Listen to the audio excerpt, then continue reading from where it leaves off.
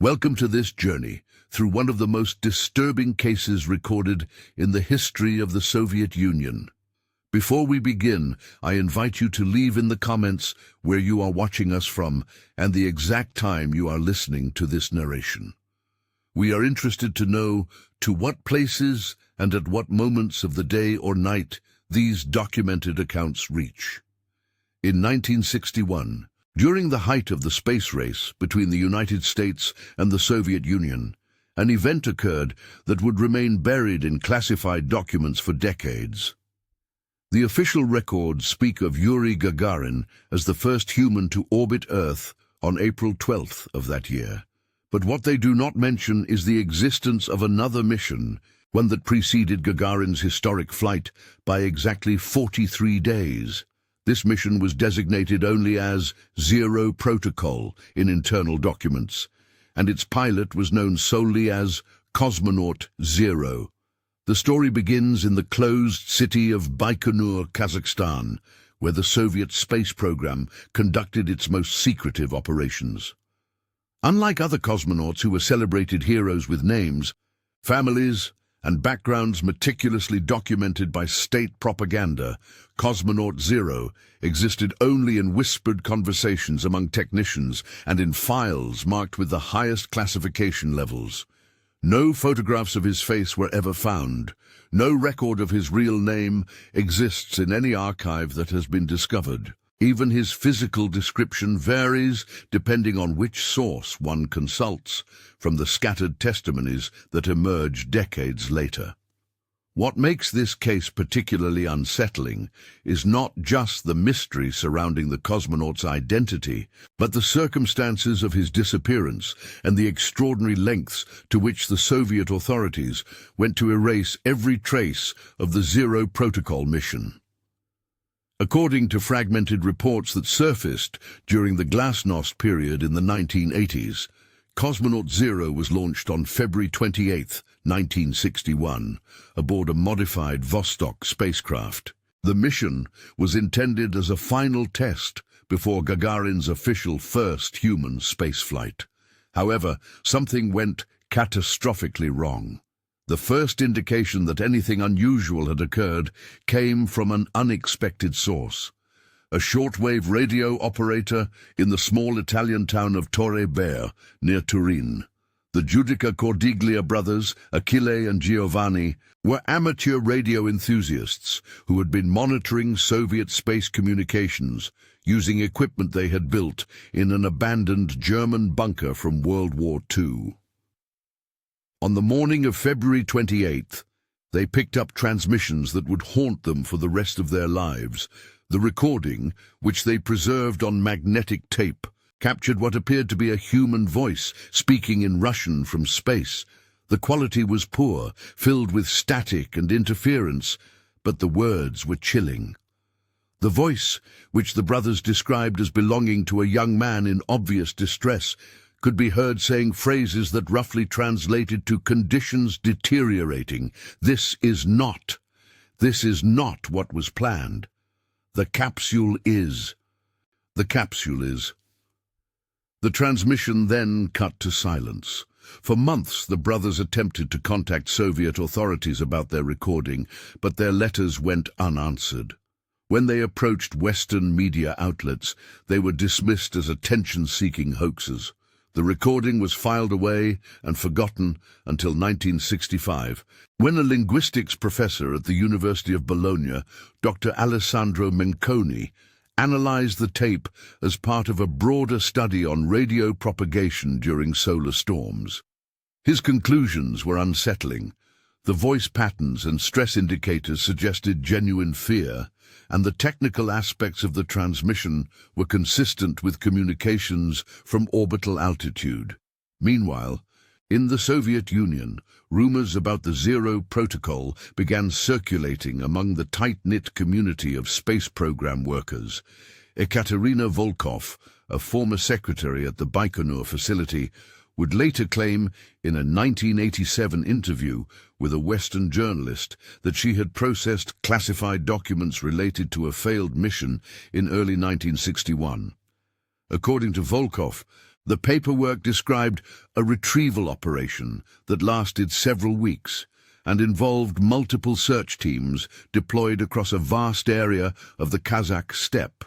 What made Volkov's testimony particularly credible was her ability to describe specific administrative procedures and security protocols that were later confirmed by other defectors. She recalled typing reports that mentioned anomalous trajectory deviations and loss of telemetry contact approximately 14 minutes after launch sequence initiation. Most disturbing of all, she remembered a document that referred to the discovery of partial wreckage and biological materials requiring immediate containment and analysis. B. The official Soviet space program records for February 1961 show a gap that has never been adequately explained.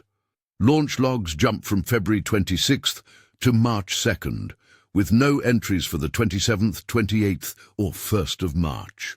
When questioned about this discrepancy years later, former program director Sergei Korolev's assistant Pavel Dmitriev claimed the missing days were due to routine maintenance and weather delays.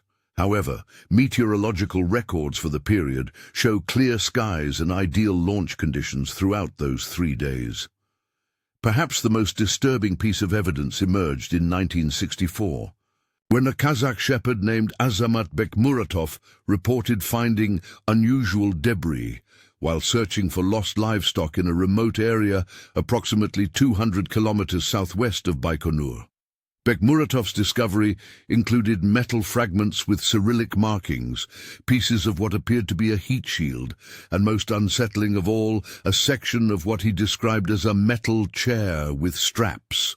Soviet military units arrived at the site within hours of Bekmuratov's report to local authorities, cordoning off the area and removing all materials. Bekmuratov was questioned extensively and then relocated to a different region of Kazakhstan. He never spoke publicly about his discovery again. The mystery deepened when Western intelligence agencies began piecing together fragments of information about Soviet space program casualties. A CIA report declassified in 1991 referenced unconfirmed reports of Soviet space program fatalities prior to Gagarin mission, citing sources within the Soviet scientific community. The report mentioned 3 potential failed missions between 1959 and 1961, with the February 28th date specifically noted as high-confidence intelligence. Dr. Elena Komarova, a physician who worked at the Baikonur medical facility during the early space program, provided another piece of the puzzle in a 1988 emigrant interview. Komarova claimed that in early March 1961, she was called to examine recovered materials that required medical assessment. She described being shown items that appeared to be fragments of a pressure suit, along with what she termed organic samples that required immediate preservation and analysis. When pressed for details about the nature of these organic samples, Komarova became visibly distressed and refused to elaborate, saying only that some discoveries should remain buried. The psychological impact on space program personnel was documented in several internal Soviet medical reports that surfaced during the post-Cold War document releases. Multiple technicians and engineers involved in the early Vostok program sought treatment for what would now be recognized as post-traumatic stress disorder. The symptoms typically manifested as insomnia, anxiety during launch operations, and recurring nightmares about lost cosmonauts calling from the darkness. Dr. Mikhail Sudakov, the chief psychiatric consultant for the space program, noted in a 1962 report that an unusually high number of personnel have requested transfers to other programs, citing undefined concerns about mission safety protocols. The Italian radio operators, the Giudica Cordiglia brothers, continued their monitoring activities throughout the 1960s and claimed to have recorded several more transmissions that suggested additional failed Soviet space missions. Their most disturbing recording, made on May 7, 1961, captured what they described as a woman's voice speaking in Russian, saying, "I feel hot. I can see flames. 37, 37. Am I going to crash? Yes, yes. I feel hot. I feel hot." The transmission lasted approximately 7 minutes before cutting to static. These recordings were eventually analyzed by acoustic engineers at several Western universities. The consensus was that while the recordings could not be definitively authenticated, they displayed characteristics consistent with genuine space-to-ground communications, including the specific type of radio distortion created by ionospheric interference and the Doppler effects typical of orbital velocity transmissions. The Soviet Union's response to inquiries about these alleged failed missions was consistent. Complete denial, coupled with accusations that Western intelligence agencies were fabricating evidence to undermine the success of the Soviet space program. However, internal documents that emerged after the fall of the Soviet Union painted a different picture. A 1963 memo from the Communist Party's Science and Technology Committee acknowledged regrettable losses in the experimental phase of human space exploration and emphasized the importance of maintaining absolute secrecy regarding unsuccessful missions to preserve state security and public confidence. One of the most chilling aspects of the Cosmonaut Zero case was the systematic erasure of evidence. Former KGB archivist Viktor Petrov claimed in a 1993 interview that he had been ordered to destroy entire file cabinets of documents related to preliminary human space missions in 1964. According to Petrov, the destruction order came directly from the Central Committee and was implemented with extraordinary thoroughness. Not only were paper documents incinerated, but magnetic tapes, photographic negatives, and even typewriter ribbons used to create the original reports were destroyed. The few documents that survived the purge were discovered by accident in 1987, when renovations at a former KGB facility in Moscow revealed a hidden archive room that had been walled off and forgotten. Among the materials found was a partial transcript of radio communications dated February 28, 1961. The transcript, though heavily damaged and incomplete, contained fragments of dialogue that corresponded remarkably closely to what the Italian radio operators had recorded thousands of miles away.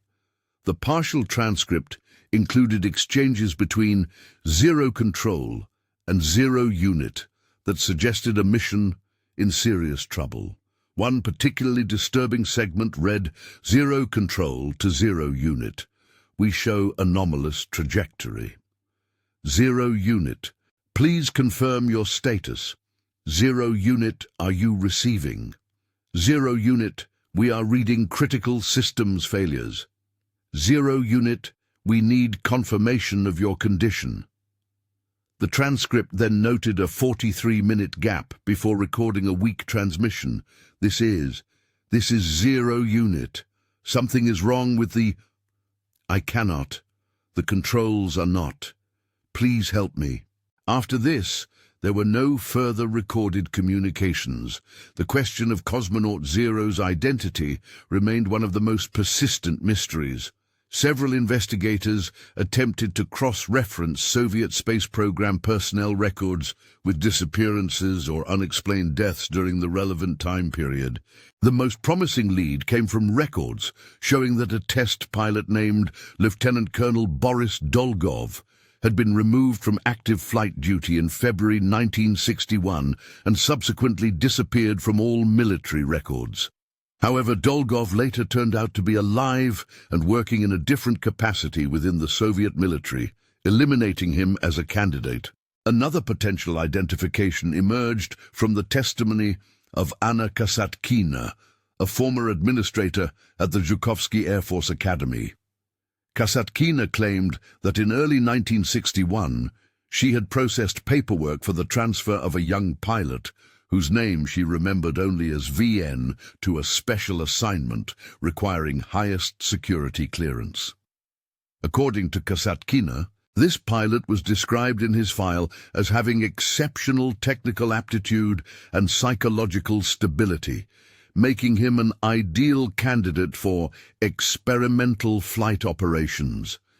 Most intriguingly, Kasatkina noted that VN's file contained unusual medical notations indicating extensive exposure to acceleration and pressure testing, suggesting preparation for spaceflight. The search for VN's identity proved futile, as Soviet military records for the period had been systematically altered or destroyed. However, his description matched profiles developed by Western intelligence agencies of ideal Soviet cosmonaut candidates, unmarried males between 25 and 35 years old, with extensive test pilot experience and no close family members who might ask inconvenient questions if they disappeared. Physical evidence of the Zero Protocol continued to surface sporadically throughout the 1960s and 70s. In 1968, construction workers building a new irrigation canal near the town of Arkelik in Kazakhstan discovered what appeared to be pieces of a spacecraft heat shield buried approximately 3 meters underground. The Soviet authorities immediately classified the site and removed all materials, but not before several workers had photographed the debris. These photographs, which circulated secretly among construction crews, showed metal fragments with Soviet space program markings and what appeared to be portions of an ejection seat. Dr. James Patterson, a metallurgist at the Massachusetts Institute of Technology, who analyzed copies of these photographs in the 1970s, concluded that the materials were consistent with early Soviet spacecraft construction techniques and heat-resistant alloys known to be used in the Vostok program. More specifically, Patterson noted that the debris showed evidence of extreme thermal stress patterns that would be consistent with an uncontrolled re-entry and ground impact. The psychological toll of the Zero Protocol mission extended beyond the immediate participants to the broader Soviet space program community. Several cosmonauts who flew successful missions in the years following 1961 reportedly struggled with survivors' guilt and persistent anxiety about the fate of their unnamed predecessor. Alexei Leonov, who became the first human to walk in space in 1965, was quoted in an unauthorized 1978 biography as saying, "We all knew there were others before Yuri, but we were not permitted to speak of them. The silence was perhaps the heaviest burden we carried."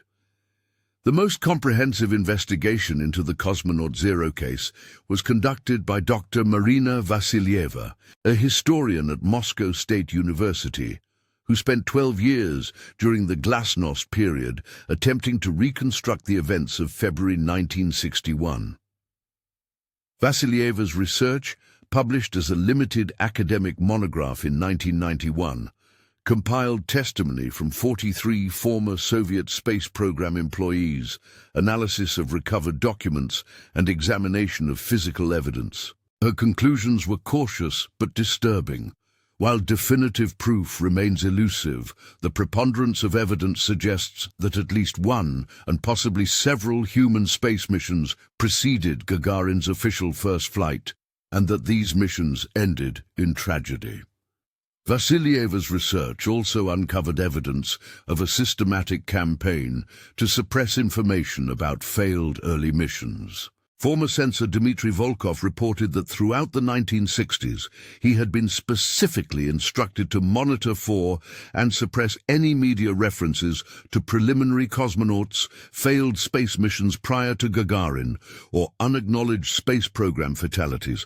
Violation of these suppression orders carried severe penalties, including imprisonment and exile. The international intelligence community's interest in the Cosmonaut Zero case intensified during the détente period of the 1970s, when several defecting Soviet scientists made oblique references to sacrificial missions in the early space program.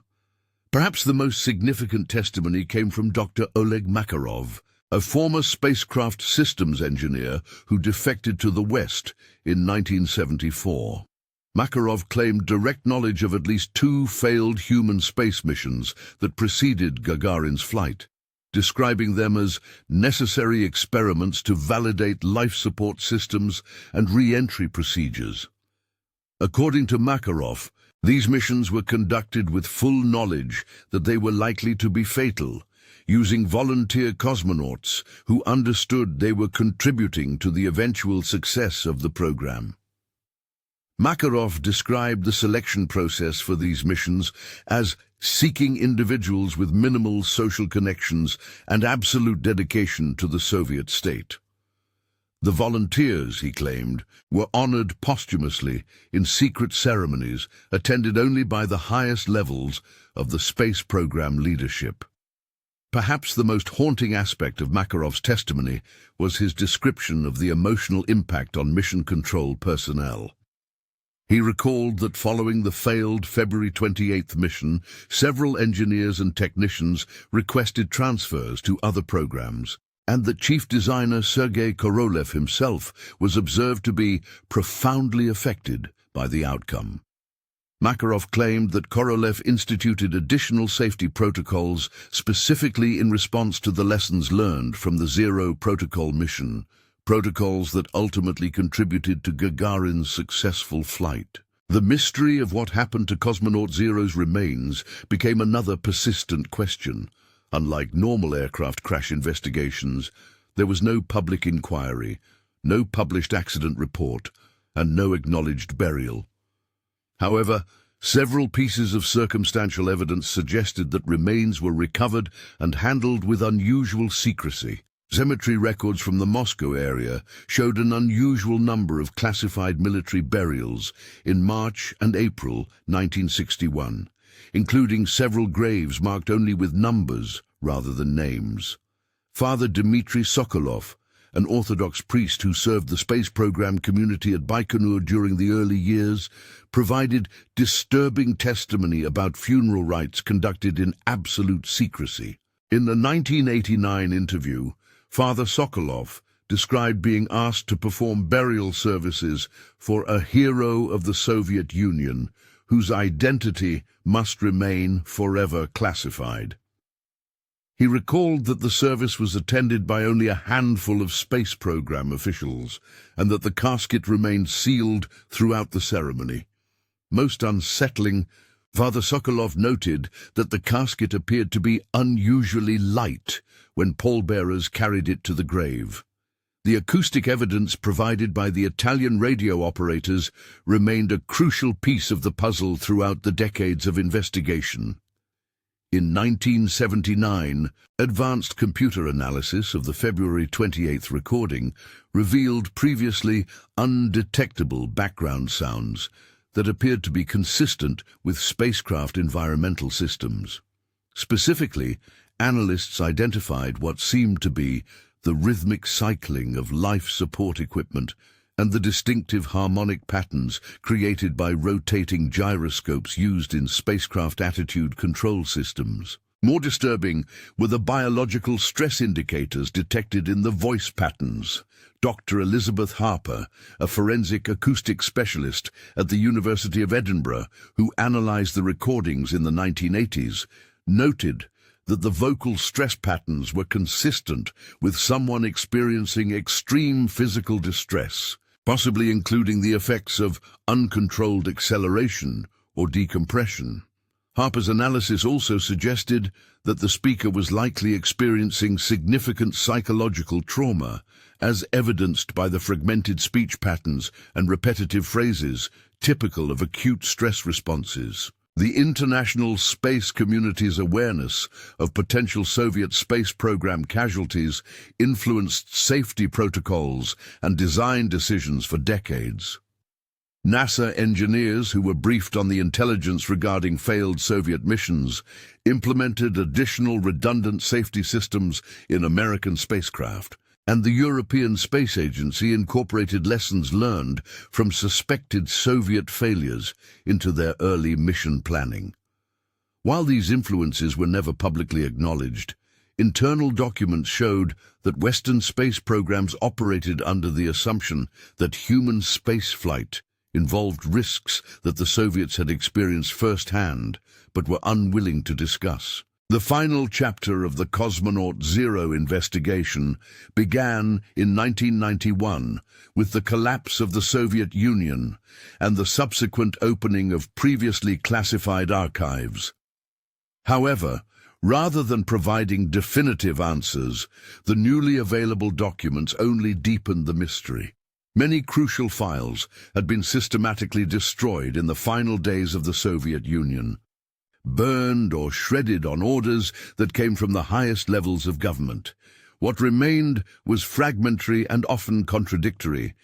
A particularly disturbing discovery was made in the personal papers of Sergei Korolev, found after his death in 1996. Among his private notes was a journal entry dated March 2, 1961, which read, "The cost of our ambition has been calculated in human terms that we can never publicly acknowledge. The Zero Protocol has taught us what we needed to know, but at a price that will weigh on my conscience forever. VN deserved better than to be forgotten, but the state demands silence, and we must comply." So, this journal entry was the closest thing to an official confirmation of Cosmonaut Zero's existence, providing not only acknowledgement of the failed mission, but also a first name for the lost cosmonaut. However, attempts to identify which VN among the space program's test pilot candidates had been selected for the Zero Protocol mission proved unsuccessful. Records had been too thoroughly sanitized, and surviving personnel either genuinely did not know or refused to compromise their lingering oath of secrecy. The technical analysis of the mission's failure provided insights into the extreme risks faced by early space pioneers.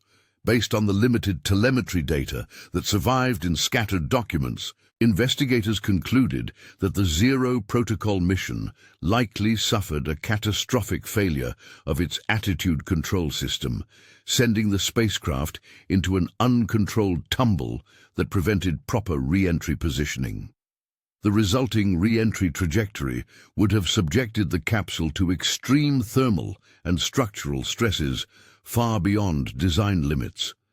Dr. Patricia Reynolds, an aerospace engineer who studied the technical aspects of the case for her doctoral dissertation at Stanford University, concluded that Cosmonaut Zero likely survived the initial system failure, but faced the terrifying prospect of an uncontrolled re-entry with full awareness of the inevitable outcome. Reynolds' analysis of the voice recordings suggested that the cosmonaut remained conscious and was attempting to manually control the spacecraft's orientation using backup systems that were inadequate for the situation he faced. The human cost of the space race was exemplified by the fate of Cosmonaut Zero, whose sacrifice contributed to the knowledge that made subsequent missions possible, but whose name was never acknowledged in the histories of human spaceflight. The Soviet Union's achievement in launching Yuri Gagarin as the first human in space was built upon the bones of those who had gone before, volunteers who understood they were participating in experimental missions with uncertain outcomes. The lasting impact of the Zero Protocol mission extended far beyond the immediate tragedy. The secrecy surrounding failed early missions created a culture of silence within the Soviet space program that persisted for decades. Cosmonauts, engineers, and support personnel learned to avoid asking questions about missing colleagues or unexplained gaps in mission schedules. This culture of enforced ignorance may have contributed to subsequent accidents and near disasters that could have been prevented if lessons learned from earlier failures had been more openly shared. The families who lost loved ones in these unacknowledged missions were denied the basic human dignity of grieving publicly for their loss. They lived with the knowledge that their sons, husbands, or fathers had died in service to their country but were forbidden from speaking of their sacrifice. Some family members spent decades hoping that their missing relatives were still alive, perhaps imprisoned in secret facilities or assigned to classified missions, because the authorities would neither confirm nor deny what had happened. In 1995, Elena Grigorieva, who claimed to be the sister of a missing test pilot, petitioned the Russian government for information about her brother's fate. She described receiving a phone call in February 1961 informing her that her brother, VN, had been transferred to a special assignment and that she should not expect to hear from him for an extended period. When months passed without contact, her inquiries to military authorities were met with statements that her brother's assignment was classified and that no further information could be provided. Grigorieva's petition was initially denied, but persistence and changing political attitudes eventually led to a partial acknowledgement from the Russian Space Agency that some early experimental missions may have resulted in casualties that were not publicly disclosed for reasons of state security. This carefully worded statement was the closest thing to an official admission that Cosmonaut Zero and others like him had existed and died in service to the Soviet space program. The international community's response to these revelations was complicated by the passage of time and changing geopolitical relationships. While some called for formal recognition of the unacknowledged cosmonauts, others argued that opening investigations into decades-old classified missions could compromise contemporary space cooperation between former adversaries. The result was a kind of diplomatic amnesia, where the existence of failed early missions was tacitly acknowledged but never formally investigated or commemorated. The Cosmonaut Zero case became a symbol of the human cost of technological ambition and the moral compromises made in the name of national prestige. The young man who died on February 28, 1961, represented not only a personal tragedy, but also a broader question about how societies remember and honor those who sacrifice themselves for collective achievements. His erasure from history reflected the Soviet Union's unwillingness to acknowledge the experimental nature of early human spaceflight and the real possibility that pioneers might not return.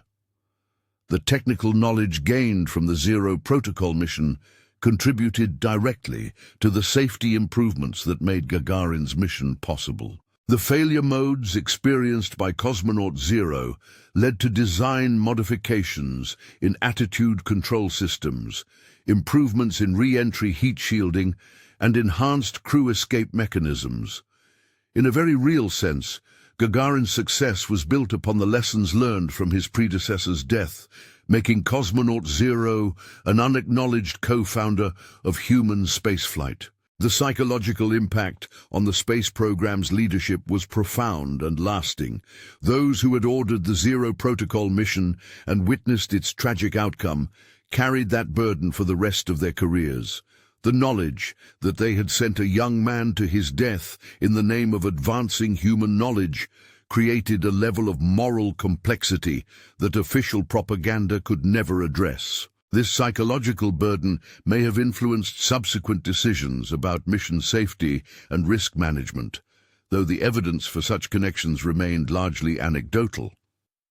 The story of Cosmonaut Zero also illustrated the broader theme of Cold War secrecy and its human costs. The ideological competition between superpowers created an environment where national security considerations overrode basic human dignity. The families, friends, and colleagues of those lost in classified missions were forced to live with uncertainty and enforced silence, unable to grieve properly or seek justice for their losses. The state's need for secrecy became more important than individual human needs for closure and recognition. Today, more than 6 decades after that February morning in 1961, The voice recorded by the Giudica Cordiglia brothers continues to echo as a reminder of the price paid for humanity's expansion into space. The young man whose last words were captured by Italian radio enthusiasts represents all the unnamed pioneers who died in the early days of space exploration, whose sacrifices enabled the achievements that followed, but whose stories were buried beneath layers of classification and political necessity. The technical artifacts recovered from the Kazakh steppe remain in classified storage. Pieces of metal and fabric that once protected a human being during his final moments. These fragments serve as physical evidence of a mission that officially never happened, carried out by a cosmonaut whose name was systematically erased from every record. They represent the material remains of a human tragedy that has never been properly acknowledged or mourned. The radio transmissions recorded from orbit that February morning represent one of the most haunting artifacts of the early space age.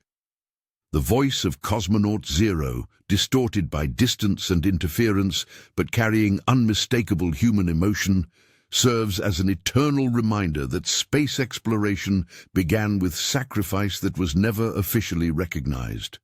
His final words, speaking of systems failing and controls not responding, documented in real time the death of humanity's first space explorer, a man whose existence was immediately denied and whose sacrifice was never acknowledged.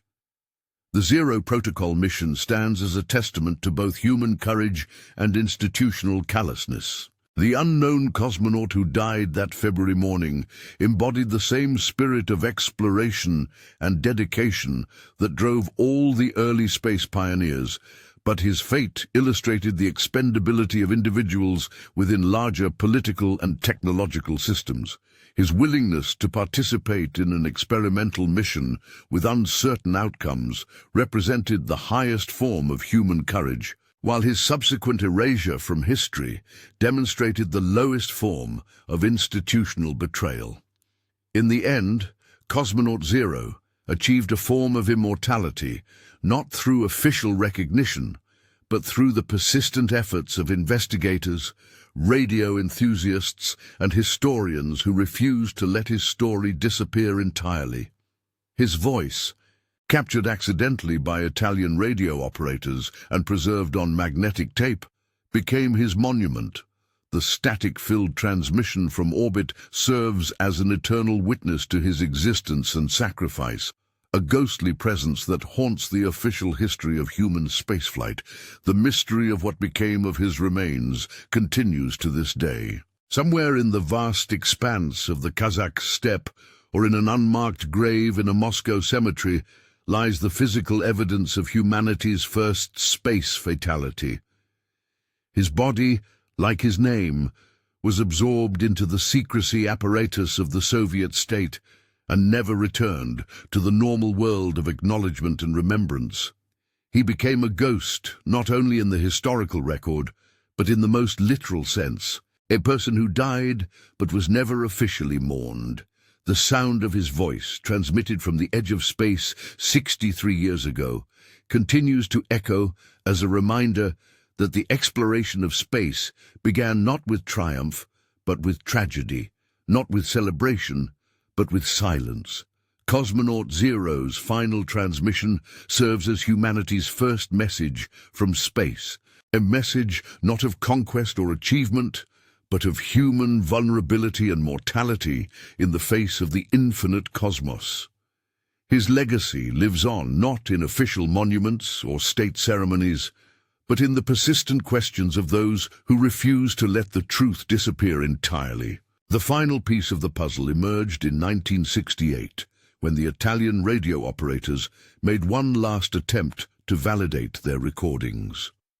Using improved equipment, they returned to monitor Soviet space communications and captured what would become known as the echo transmission, a weak signal that appeared to repeat portions of the original February 28th recording. Acoustic analysis suggested this was not a live transmission, but rather a reflection or echo of the original signal that had somehow become trapped in the Earth's ionosphere and was occasionally retransmitted under specific atmospheric conditions.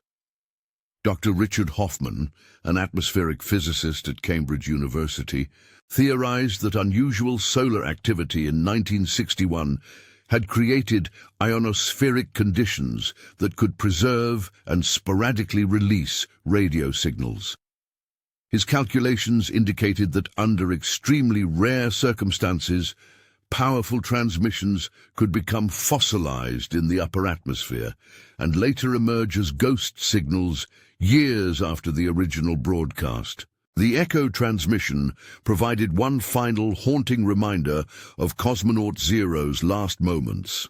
In 1969, exactly 8 years after the Zero Protocol mission, the investigation effectively ended when key documents were reportedly destroyed in a fire at a Moscow storage facility. Former KGB archivist Viktor Petrov later claimed this fire was deliberately set to eliminate the last physical evidence of the failed early missions.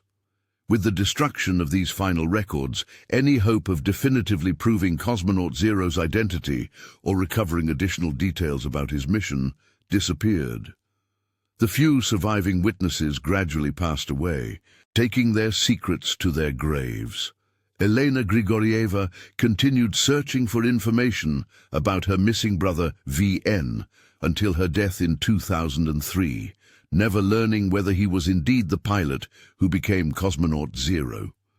The Italian radio operators, the Giudica Cordiglia brothers, maintained their recordings until their deaths, insisting to the end that they had captured genuine transmissions from a doomed Soviet space mission.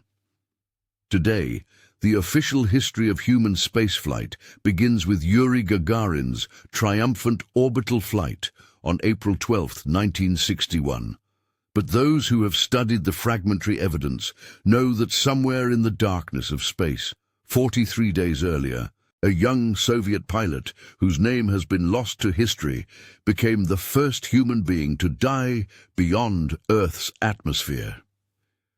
His voice, distorted by distance and time, continues to echo in the recordings preserved by two Italian brothers who happened to be listening at the right frequency on the morning when humanity's dreams of space exploration first encountered the harsh reality of cosmic mortality. The silence that surrounds Cosmonaut Zero's fate remains as complete today as it was 63 years ago.